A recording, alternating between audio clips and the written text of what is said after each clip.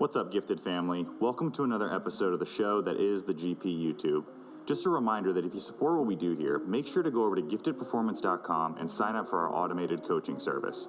For only $1 a day, you'll get access to 15 highly customized training programs, a macronutrient calculator, our meal planning feature that lets you build and save meals based on your macros, as well as access to our private Facebook group. All subscriptions help us in continuing to put out great content to get you to your fitness goals. Thanks for stopping by, and without any further delay, let's get into today's video. Enjoy.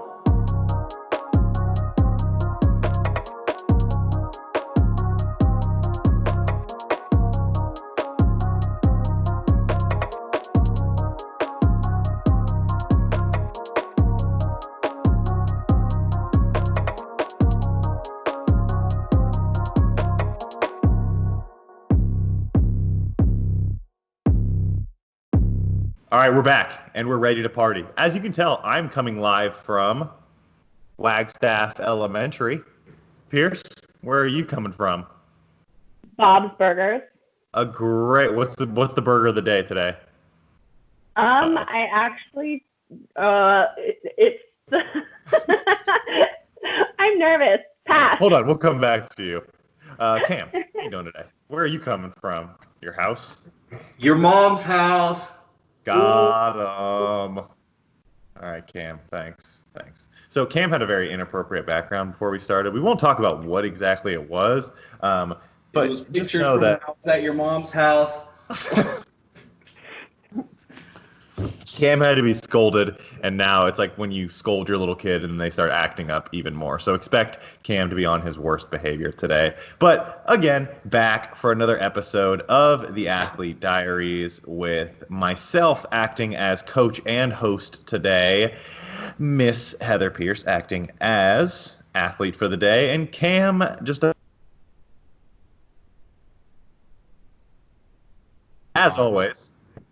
As always, we will start with kind of a brief introduction to Pierce, what she's into, how she started with training, what does it say on her Tinder profile, is she more of a Bumble or a Plenty of Fish kind of girl, what music does she like, and I need you to answer in that order. So where did it all start from? Well, so I basically did every single sport imaginable as a kid, and I was mediocre at everything. And then I transitioned into being more serious cycling, weirdly. When I was living in DC, I was a bike messenger. So I guess maybe that's how I got the quads. And since I'm accident prone, I had a bunch of cycling accidents. I was in a motorcycle accident in 2013, and I wasn't taken to the ER or urgent care because that was a bad person. So I had to figure out how to do physical therapy for myself. And one of the issues that I had was that my knee couldn't support my own body weight. So I got into weightlifting to try to correct that. And it kind of just went from there. The honest answer for why I got into bodybuilding is spite, because somebody told me that I couldn't. And I was like, I'm gonna. So my initial goal was to just walk like I didn't have a limp in the first place.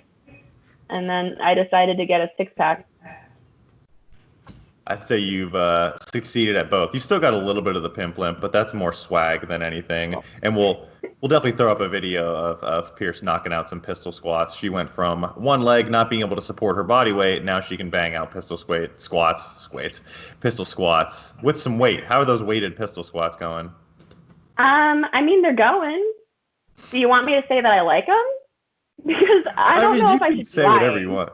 We told you that you can curse, so it's okay. Yeah, it's true. I mean,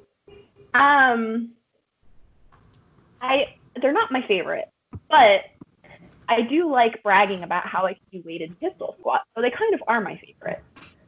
Yeah. Cam, can you do a pistol squat? No. Cam, can you do a squat? Yeah.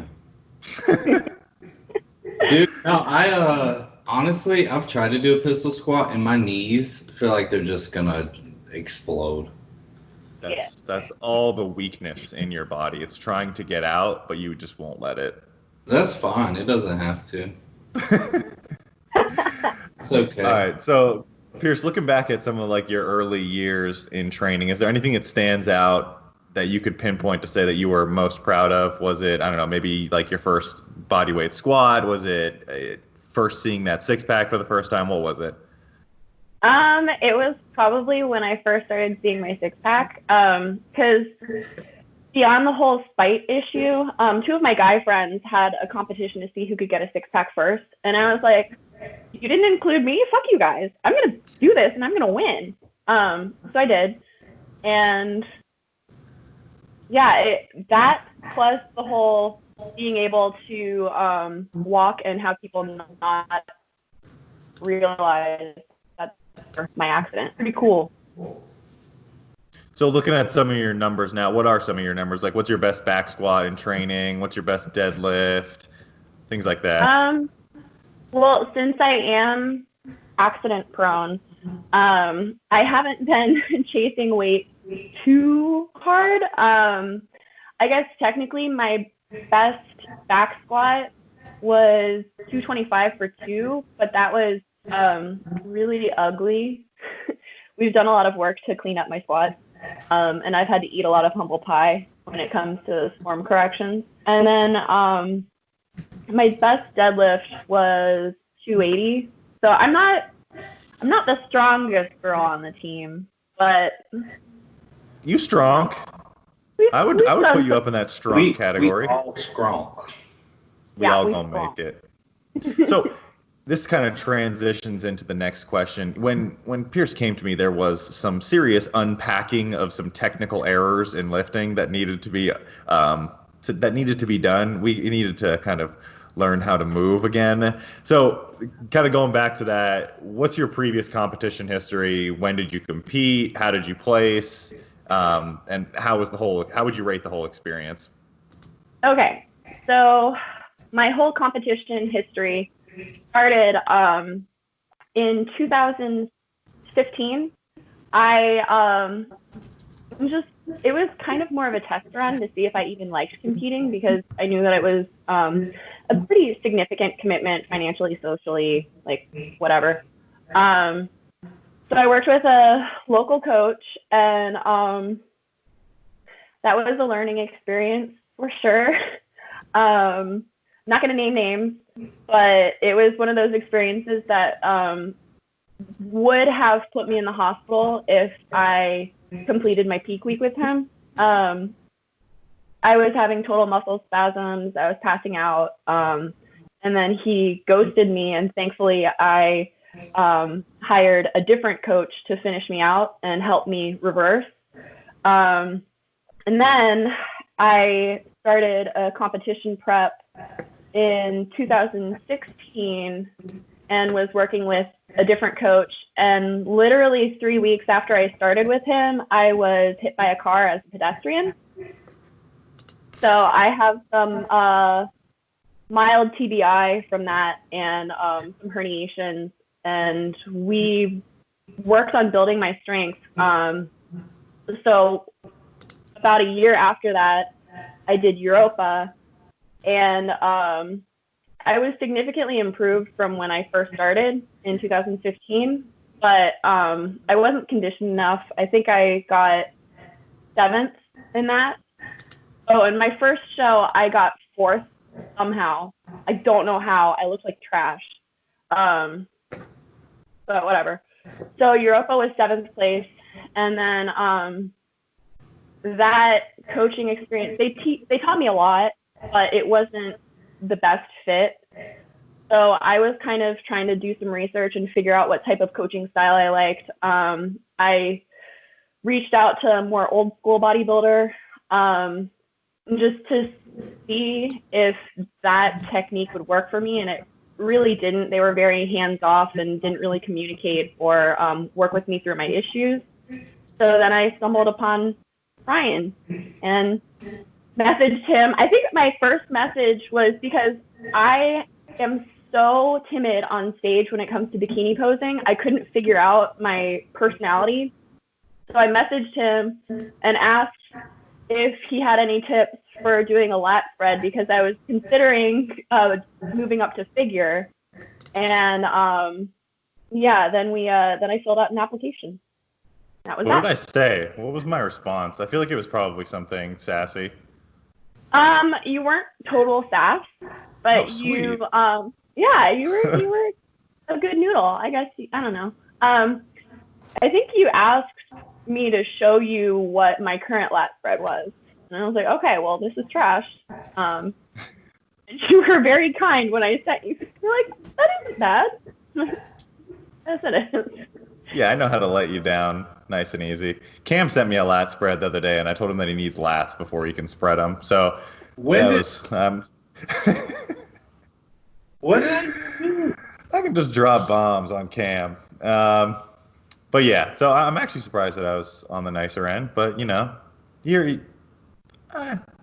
maybe I've become meaner in my older years. You know. So let's transition into that actually. Kind of how was the initial switch over? Kind of how did it compare to working with previous coaches? Was there stuff that we kind of at Gifted did differently, or how was that experience for you? How was the initial days, the initial weeks? It was Was I definitely mean to you then? an upgrade. I think maybe I've developed Stockholm syndrome because I love the bullying now, but there wasn't very much bullying at first. Though when I first started, I remember because one of the main issues that I had when I started was that my work made me travel so much.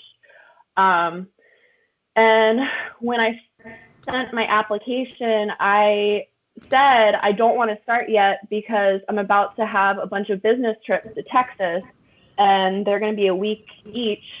And then I'm going to go to Washington State, and then I have to go to Virginia or something. And I think like 3 of the weeks in September, I was going to be traveling. And you were just like, well, but what if we start? Well, you got me there. In terms of comparison to different coaches, the thing that I found was different about Gifted was like there was a lot more communication, and it was weird to me because the coach who I'd worked with right before you, he would go an entire month without talking to me. It was just kind of bizarre. I guess he was used to people who were more experienced. I don't know. But it was just kind of off-putting. And he was kind of using, I'm trying to figure out a way to say this delicately. He was starving me. Yeah. And then my previous coach before that, he was kind of more focused on marketing himself than he was with his athletes. So while he taught me a lot about flexible dieting and lifting in general, he wasn't very focused on those fine details. So there was a lot of remedial work that we had to do. And I just need to get this out of my system. He was at my show and he didn't even watch me. Unbelievable. Unacceptable. Unacceptable. Yeah. Okay. He needs to Let pay. me, Cam, just give me a sec. I need to come in here. I need to clarify. I need to clear up my good name. Hey, man. Number one. I'm not talking. Number one. I know that wasn't about me. I was there. Number one, except for the one in Washington, I couldn't quite make it. You know, I missed my connecting flight. Number one, the bullying is self-imposed. I just encourage it. It's when Pierce bullies herself, I don't stop it, and maybe I join in a little bit, just a tiny bit. Number two. I expect you to walk Number two, when Pierce came to me and she was like, "Hey, I got to travel a lot. Maybe I should start putting off prep. Pierce was actually before she came to work with me, she had done a really, really good job of kind of working her calories up, training hard, getting her body fat and her psychology to a point where she was ready to diet. So even with the travel, I was very confident with her that she could kind of stick with the plan, be active enough to move. Pierce, do you disagree with me? You making faces at me? No, I just I'm laughing at how you were able to call me out on my bullshit before I was even your client. So. Yeah, I mean, well, you were coming my way, so I, had to fix you up before we officially got started. And the third point that I wanted to make has eluded me, but I'm sure it will return at some point. All right. What's up? I was going to say, I took it as a sign that I needed to switch because I think it was Paul Revelia posted something that was like, if you don't pay attention to your client, someone else will.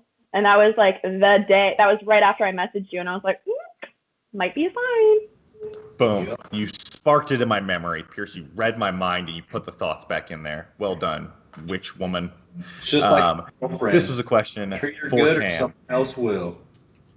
Cam, she said something interesting when she said that this coach that she was working with, because his clients were more experienced, that he expected them to communicate less. Is that something that you suggest more experienced clients doing? Me personally, the more experienced a client actually is, the more feedback they give me and the more that I actually hear from them. So kind of early on, just using Pierce as an example, we maybe talked once a week, whereas now we talk 3, 4, 5 times a week / day if she's really in one of her talkative moods. What do you think about that, Cam? As you get more experience, should you have more communication or less communication with your clients? I don't think it's necessarily based off of experience or like the level of athlete, if you will.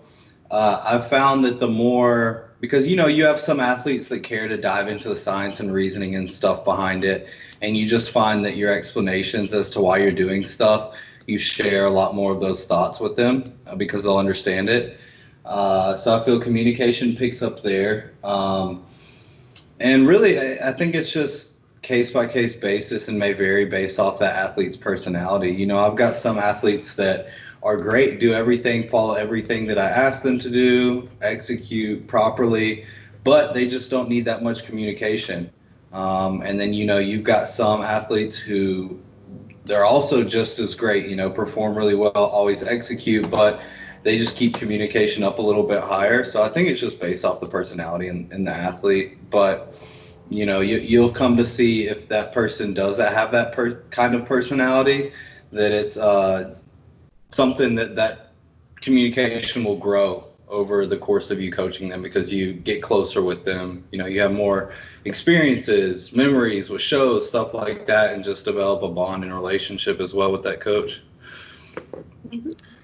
So, Pierce, how would you describe your personality? Would you say that you're a talkative one? You enjoy talking with others? Are you serious? I So, can't story. a movie date lot with of my girlfriend because they're just sitting over there blasting over fucking weird memes and stuff to one another. I'm like, yo, do I just need to invite Pierce here too? Like, no, yes. Cam, I'm sure you've had this where a lot of your female clients will say TMI before they tell you, I don't know, about their menstrual cycle. Maybe they're talking about like the poops that they've been taking recently. Never once have I gotten a TMI. I get TLI, too little information. That's Pierce weird. is sending me J.K. Rowling style novels about her poops.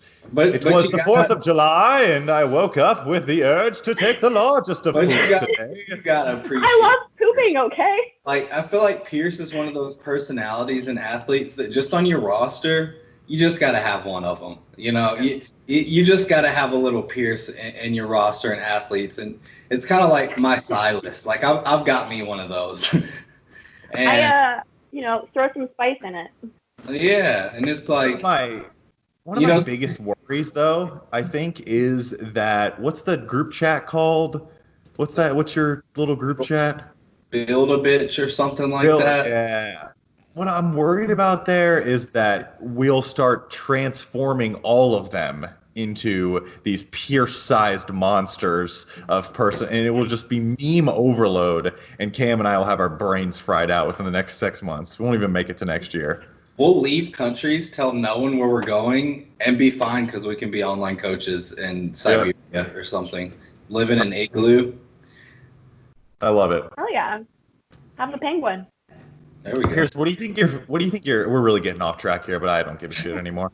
Pierce, what's your favorite meme format currently? Oof. I have been sending a lot of the funeral, dance session meme to Jake. He and I bounce memes back and forth.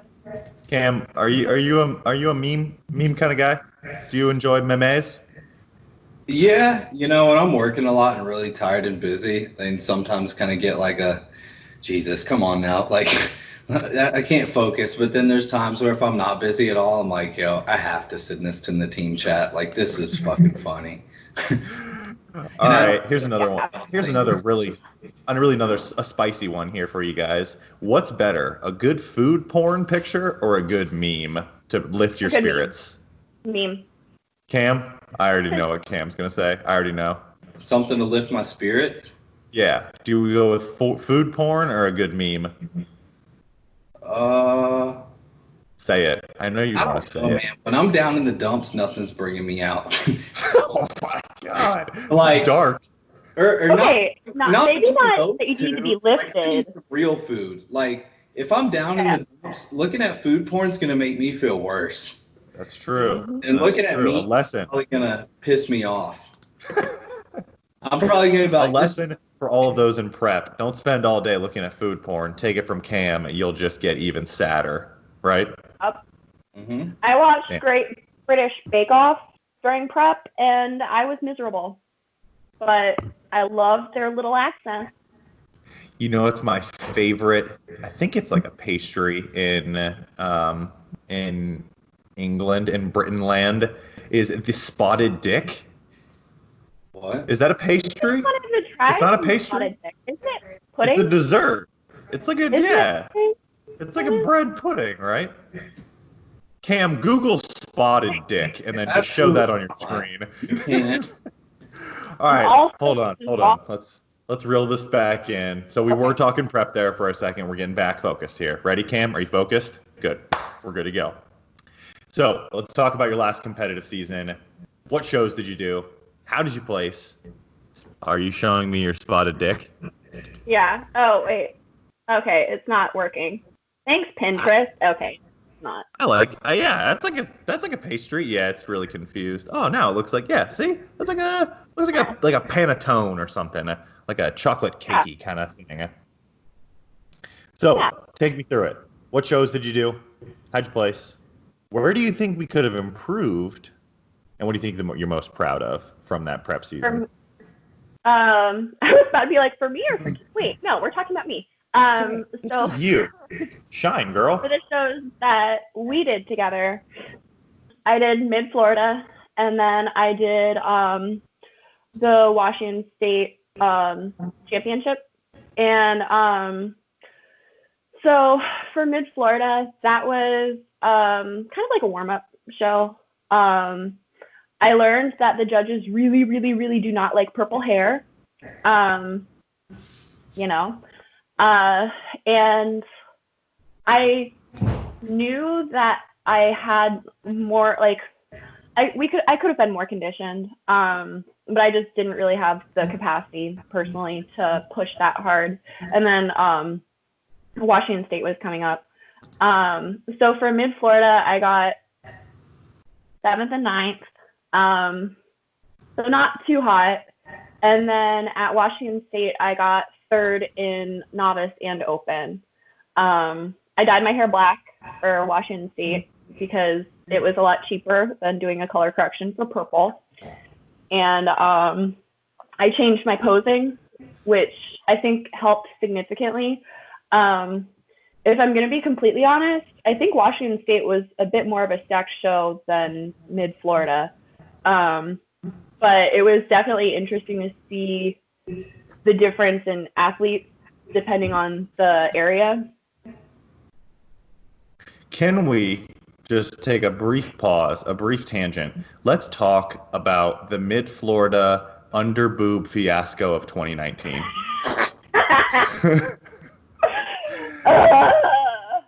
Yeah, okay, so Not only was there purple hair, but there was major well, okay, so I was practicing my posing and all that, and then when I went to get glued in, I asked them, like, hey, is everything good? And they gave me the stamp of approval. They looked me up head to toe, and they were like, yeah, you're good, go on stage. And then I saw my stage pictures, and I mean, I'm not gonna lie, the majority of my bikini was filled with rice stuffing. There was not very much natural boob going on. But all the boob that I did have, minus the areola, was sticking out underneath my bikini. So I do made you it. think that factored into your judging? I think I should have been placed higher. You definitely needed more popes and politicians on that judging stand, and you would have done better. You would have killed it. Some old popes and old politicians, and you would have for sure got a pro card at a local show. First time Olympia qualification. Lesson learned.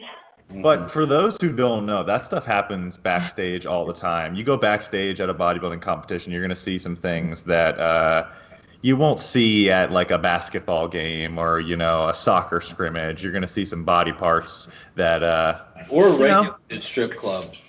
They keep Yeah. the rules a little tighter too.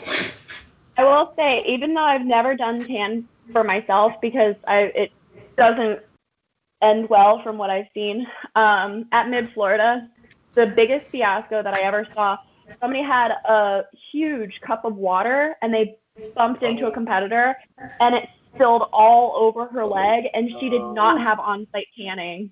So she had to figure that shit out. Yeah, she looked like she had vitiligo. It was bad. Oh no, that's terrible. I think I was competing in 2017, and the lady who was doing the spray tans, I don't think she spoke the best English, but I'm getting touched up before the night show, so I take off my sweatpants and I'm just looking straight ahead, paying attention to I don't know what. And she's like spraying up my legs, and all of a sudden from where she is, I just hear her go, "Testicles? What the hell is this lady talking about?" And I look down, and both of my testicles are just hanging out of my posing trunks right in this lady's face. So backstage bodybuilding shows, you're going to see some nipples. You might see some penises. It's an anatomical term, Cam. We can talk about it. And you might see some hairy butts too. Or actually some poorly shaved butts, we'll call it. I have a follow-up for another tanning issue that I had at my first show ever. So we had stools backstage. It was in a high school, like, drama department dressing room.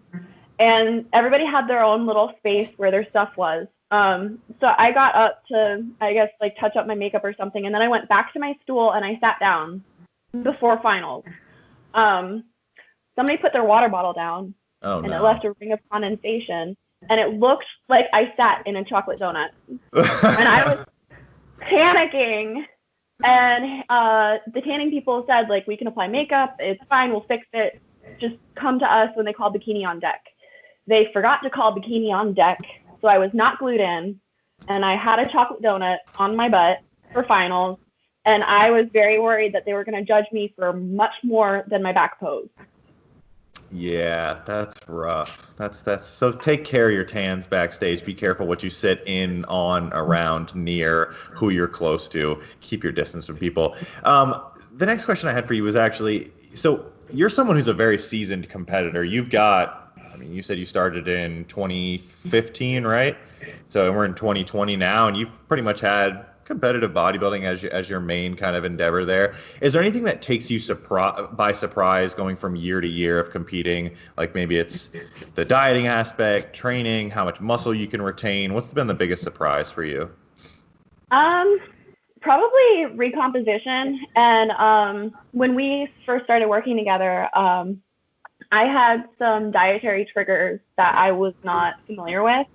And that was a pretty major endeavor figuring out what was causing all these issues for me. It turns out it mainly or gluten. I don't know. I didn't get tested because it tends to be kind of inconclusive. It's not a big deal. But when we first started working together, I was bulking, and I would have massive jumps in weight overnight. And I knew that it was physically impossible for me to gain like 4 pounds of muscle overnight, but it was very disconcerting to have that number not drop the next day. And just like figuring out what foods will cause like significant bloating and just discomfort. So judging or looking back at that versus this year when I actually kind of have a better understanding of that new development, it's like night and day. Yeah. So what were we saying was, what did we say was your stage weight last time around? You were I think you're probably, your lowest was like 136, 137-ish?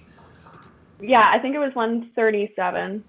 Yeah. Yeah. And what are you sitting around right now? You're at like 159 right now?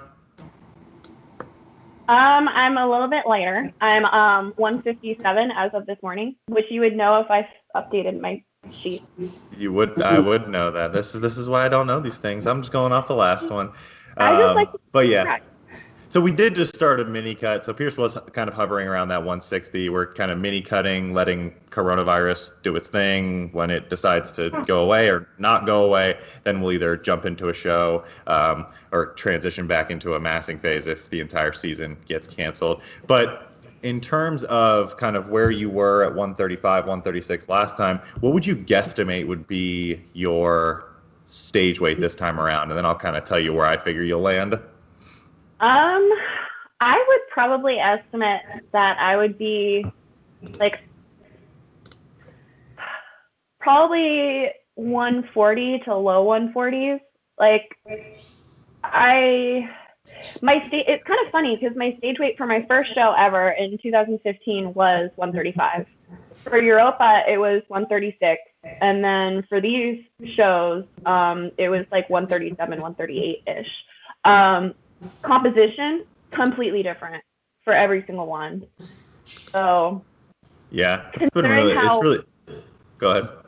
Well, I was just going to say, considering how we're focusing more on bringing up my legs as opposed to fighting that, I could see maybe a few more pounds over that.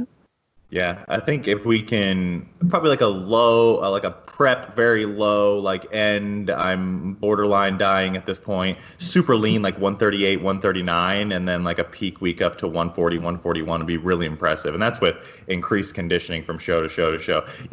I'll just kind of sing your praises here. You've got a really good ability to kind of build muscle from month to month, year to year. And that shows not only kind of in your physique changes, but also in how much strength you gain. All right, so those are my serious questions. Now we gotta just, I don't know, fuck around for the next 10 minutes or so. Cam, you ready to fuck around? I guess. Hi, Julie. Hi. She said hi. She really does hate me.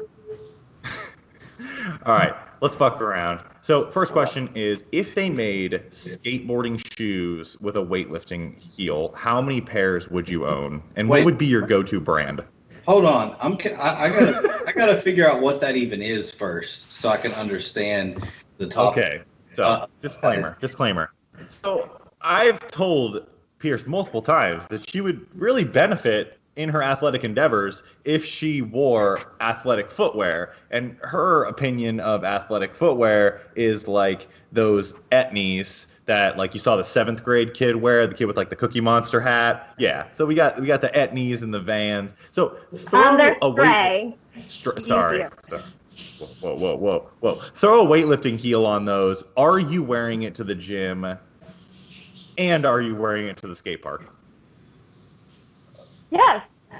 I mean, I don't Really? skateboard, but that's pretty much what a weightlifting shoe would be. I feel like maybe a little bit more soul in there along the arc, but I ain't going to the skate park, man, because that's steps that I'm not getting. Get you a girl who can do both. Yeah. Come on, Cam. Kick push. Less steps, actually. Get you a girl that's just fat and doesn't even know what a step count is. And you don't have to worry about it, man.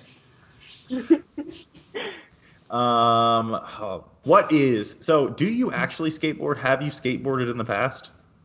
I used to skateboard, but it's kind of funny. The reason why I started wearing skate shoes regularly is because of my I had a bicycling accident where I was wearing toe clips and I had a petite mal seizure. And when I woke up, my foot was hyperextended and my ankle was pretty weak. So my doctor recommended that I wear a shoe with like high top. And yeah, so I just started wearing them. You do have some non-compliant ankles. I used to skateboard, I swear. What's your best trick? I could do an ollie. I was fat, man. Do a kickflip. I was honestly like scared to try new stuff too, but you know, I could ollie and yeah. When Tony Hawk Pro Skater was out, I knew all the moves. I felt like I was like a surrogate skateboarder at the time, but now I'm just a poser. So hanging out with you two skateboarders, I feel like a loser over here. Is that where you would go around and like spray paint everything too? Was that part of it? I think so. Yeah, I think that was part of it. You'd like tag stuff. Stick on a wall and like smack it with like a sticker or something. Yeah, that was a good teaching one. you to be a teen vagrant. All right, transitioning over, your next favorite thing aside from skateboarding shoes would be cartoons. Specifically, judging by your background, would be Bob's Burgers. Number one question based on Bob's Burgers. It looks really weird because it looks like I just don't have a finger. It's like I promise I'm holding up a finger right now. Number one question. Number two. Oh, it comes up if I do too. Number one question is, what character do you identify most with in the show? Louise. Louise, you think you're diabolical? See, I think that you're more of like a regular sized Rudy, where like bad stuff always comes your way, but you've just got this heart of gold. That's the best compliment. As long as I'm not Gail. You're definitely I'm not a little Gail. bit of Gail. I don't know if I've ever met a Gail before. Cam, what's Cam? Who's Cam? What? Cam, just sit there quietly. We're gonna judge you really quickly. All right. A combination of Andy and Ollie. I love it. Yes, perfect. You don't have to know what it means. What? It is a compliment. It is a compliment. What's It is. Great. What am I compared to? And who do I need to look up? The viewers will know. The viewers will know. You don't need to know. No. All right. Next, Bob's You can Burgers watch it. question. Bob's Burgers, Andy. Andy and Ollie. They're great. Mhm. Next Bob's Burgers question, and I gave you a chance to think about this, so you better have a good answer. Best Bob's Burgers episode. Dude, they look like they work as a pizza delivery. What do I look like? They do work at a pizza restaurant. do. They do. So my OG answer was Art Crawl because it's a classic. And hey, I'm a graphic designer, so I have to represent creative community. But since I love pooping so much, also Crawl Space. Crawl Space is a good one. Yep, both classics. I'm gonna go with Why I Love Wagstaff because Gene's song in there about his farts saving the school. I'm a big fart guy.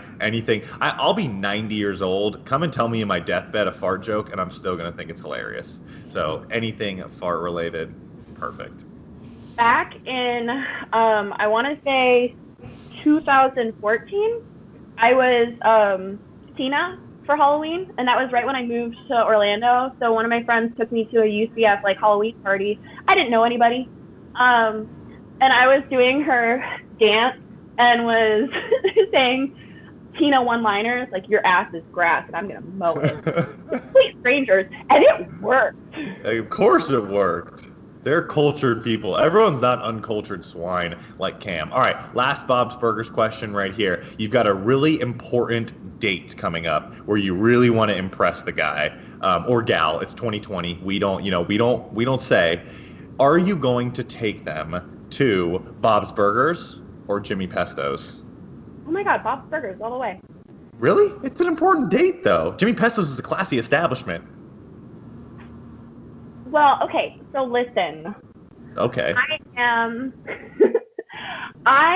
if I'm getting to know somebody, I want them to know the real me. I'm not going to put on airs and go somewhere. That's a good woman right there, son.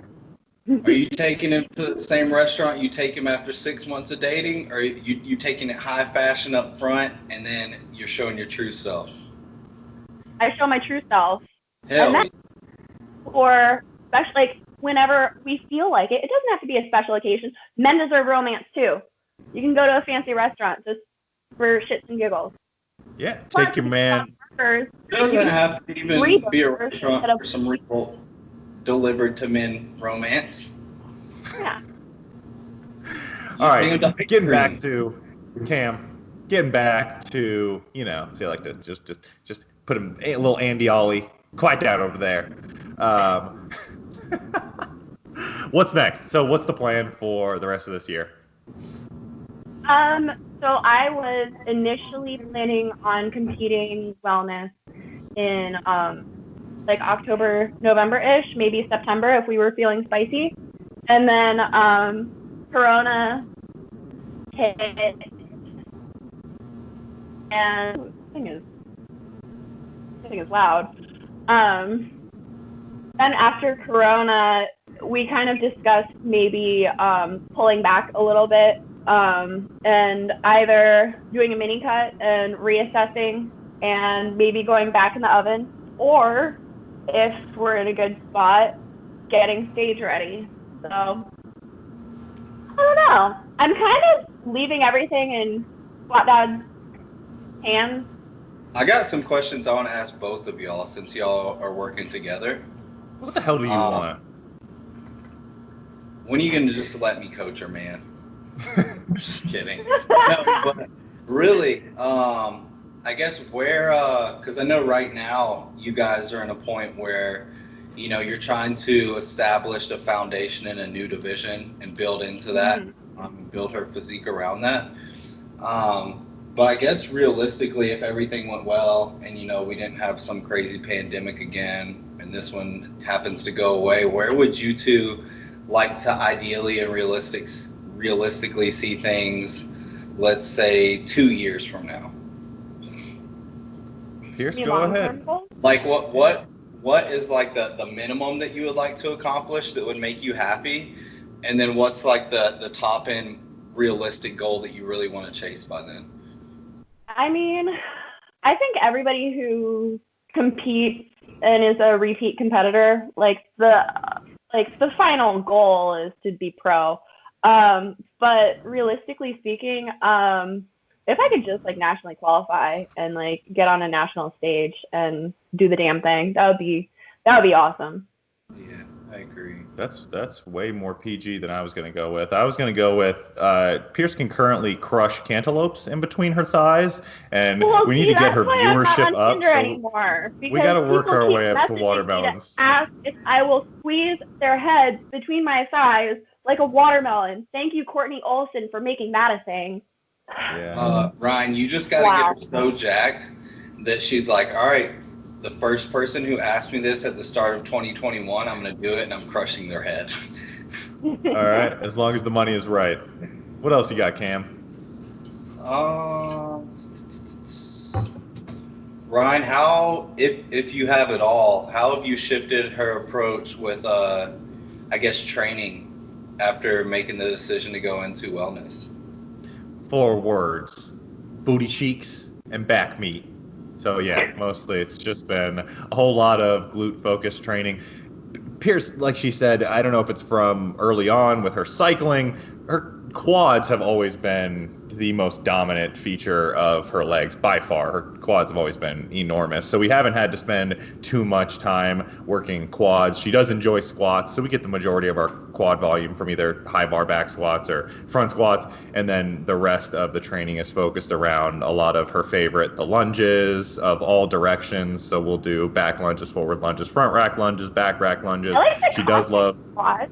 Yep, she does love Cossack squats for a little bit of that lateral challenge in there as well, a little bit of glute medius work, some step ups, and of course the hip thrust. If you've never been to Pierce's Instagram, go watch her hip thrust obscene amounts of weight with pretty much flawless technique. She got scolded enough on technique. She knows we squeeze it at the top and we get full range of motion on the way down.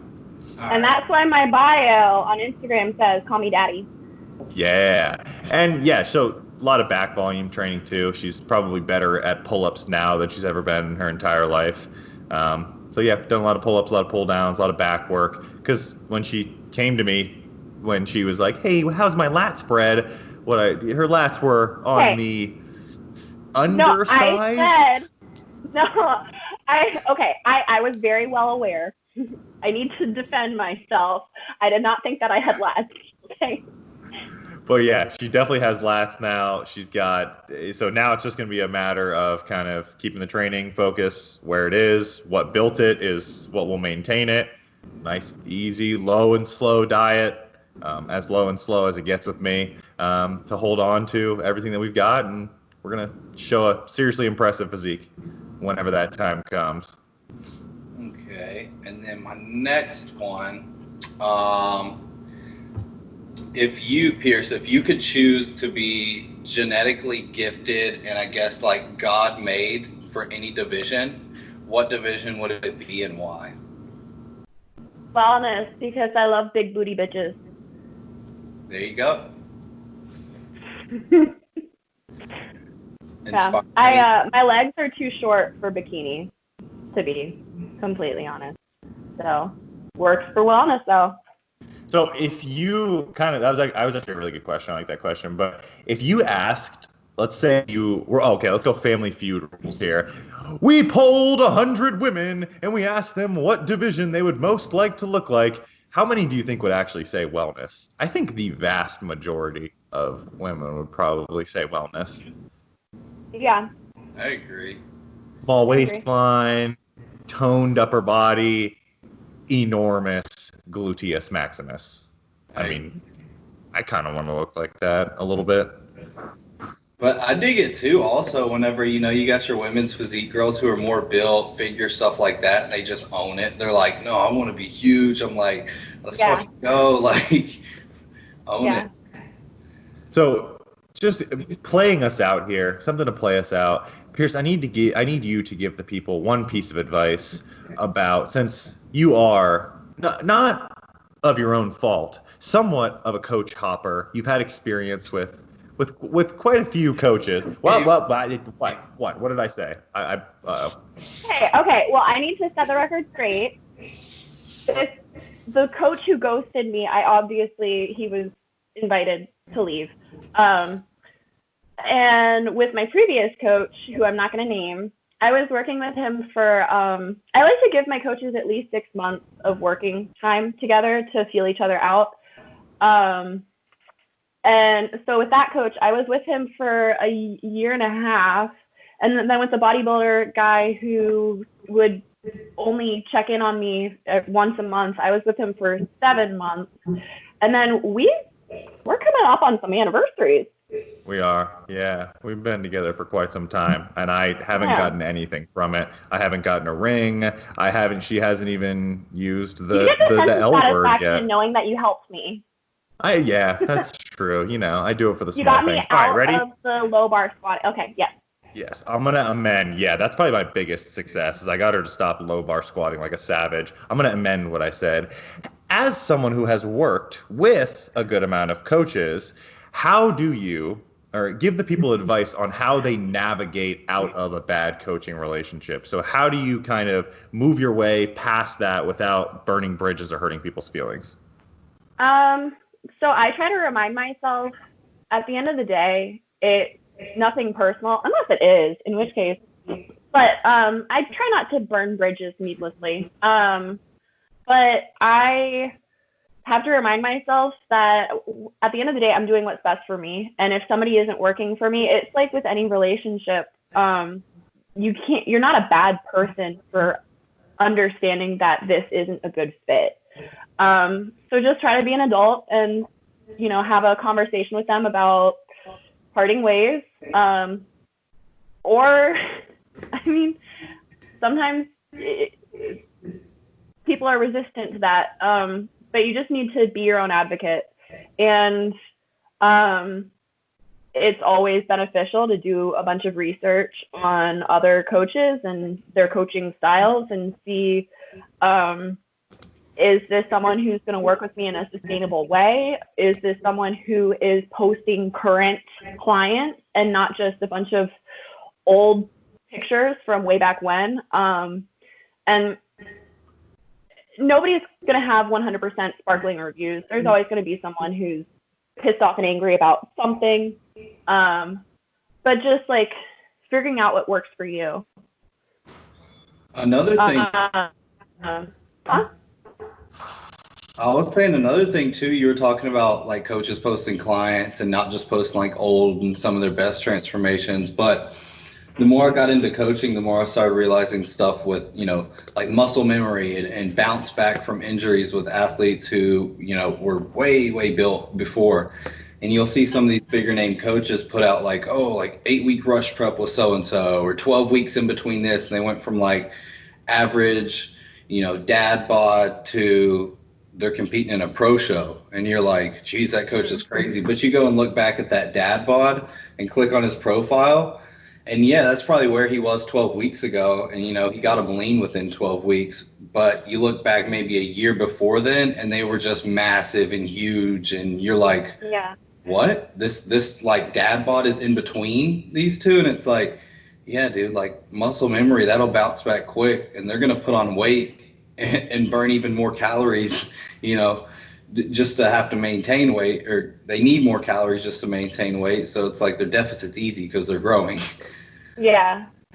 Yeah. And then another issue that one of my friends had when she was like, she's not a competitor, but just in terms of hiring a trainer or a coach or whatever, she lives in LA and she made the mistake of picking someone who has a huge Instagram following and the blue check mark. And she thought that was representative of his expertise. And she learned real quick that he was posting all these models because he's friends with them and they have a lot of influence. But when it came to spending time with her and working towards her goals, he wasn't necessarily the best fit. So just like, I guess, what I noticed is being realistic with my expectations for what y'all are capable of doing. Like, you can't make me a supermodel. Like, I just don't have that body type. And being realistic with what I want to achieve. There's a difference between dysmorphia and bodybuilding. Mm-hmm. True that. You heard it here first. Do your research. Look up, actually have conversations with people. Look into transformations. Do all that kind of stuff. In terms of like the hiring process of a coach, and you guys can both kind of answer this one, how long would you say that you should spend researching, talking to different people before you kind of make that financial commitment? You want to go ahead or me? You can go ahead and then I'll. I don't think it's all really dependent too, like with goals. Some people are kind of rushed to find a coach and stuff like that, whether they should actually rush things or not and realize that it's not as big of a deal. But some people do feel like they got to rush through it and stuff like that. And sometimes, I think it just kind of depends on that coach. Sometimes I'm busy and people want to talk to me, and I'm more than willing to, get on a call, answer whatever questions they may have. But it might be a little bit before I'm able to actually get on the call, just because, like if someone contacted me today, I'd be like, hey man, like I got updates today, like I'll get back to you in a couple of days or a week. And sometimes, it may take a week before you even get to talk to the coach, or you might have somebody where, you can get on a call that day. And I just think it really kind of comes down to, is the coach going to shoot you straight and answer whatever questions, without having to actually take your money? Are they already going to show you some time and interest and make sure that you're comfortable with what decision you're making? And, I'll offer that too whenever people contact me and I'm like, hey, we can get on a call I'm not going to charge you or anything, and you can ask me whatever questions you may have, just so you're actually comfortable and know what you're getting yourself into. Because sometimes you do have to talk with a coach or reach out and talk with their athletes to find out more, because only Instagram is really going to show a small glimpse of some things. So I think it can vary, but I think it can also be quick too. It's just all about are they going to follow through with what they actually said? And yeah. Yeah. So for me, it mainly relied upon why am I seeking out this person, and what sets them apart. Like, what do I hope to achieve from this? Usually, I try to pick somebody who I can learn from, because if I'm not learning from someone, why am I working with them? I don't need an echo chamber. So when I started working with that bodybuilder guy, he had a lot of experience in supplementation, and I was a natural athlete, so it didn't really affect me. But even in terms of how to help manage stress, because I love to stress out, I figured he might be able to help there. And it's true. And he was great initially, and then communication dropped. Before I signed on with Gifted, I had reached out to, I think, 3 coaches. One of them has a bunch of IFBB pros, and he's amazing, but the pricing was a little bit out of budget. But even though he has a very nice client list, he replied to my email within 2 hours and gave me all the information that I needed. Whether it was a formal email or not, I just appreciated that he contacted me. There was another coach who I was really interested in, and he took 2 weeks to reply. And I had 3 follow-up emails, and I was just like, okay, well, and his pricing was absurd considering the level of, well, in my opinion, that's kind of disrespectful. If you can't even give me 5 minutes to say, hey, I'm busy right now, but I'll get back to you. And I forget what happened with the third person, but apparently they weren't very memorable. And I'd been following Squaaaaad for a while, and I don't know why I messaged you initially. I think you had a ask me anything, and I was like, screw it. And it stuck. Swipe right and made it happen. Slid into the DMs, and the rest was history. I think we're coming up on maybe 2 years now. Wow. Yeah. Well, Pierce, thanks for coming on. Thanks for chatting with us. We always love to sit down and chat with you. We are both glad that we are not in the group chat, but that doesn't mean that we don't love you, because, we still do. Pierce, where can the people find you if they want to see you hip thrust amazing weights and see the massive quads? Well, considering how I belong to 7 gyms, as long as you're in the Orlando area, you go to LA Fitness, Crunch, Zoo Health Club, Athletic Apex. And do not forget musclegirlflexprivatecamvids.com. Yep. Yeah, that, only $9.99.99. Hit her up on Instagram at HP Drury, Drury. And if you're going to slide into the DMs, make sure the DM starts with "Hello, Daddy." Cam, where can the people find you? 45 minutes northwest of Atlanta, Georgia, and then at Cameron_Cheek on Instagram. Very good, very good. So you can look him up. If you want Cam's address, as always, just DM me and I'll send it your way. He's got a very cute dog that you can break in and play with, and a very nice girlfriend. Julie, can you hear me? Hi. Hey, Hi, Julie in the background. All right, that's going to wrap us up for Probably find my today. address if you look up Thomas Neal on your yellow pages, something like that. Probably that's my current address. I just moved into his old home. So Yeah, that's Cam's real name. Cameron Cheek is just his Mark Twain. It's just his pen name. But as always, thanks for watching. Like, comment, subscribe. You know the deal. Hit us up at giftedperformance.com if you are looking for some automated coaching or some one-on-one training. We will see you on the next one. Cam, what do we tell the people? Stay gifted. You know it.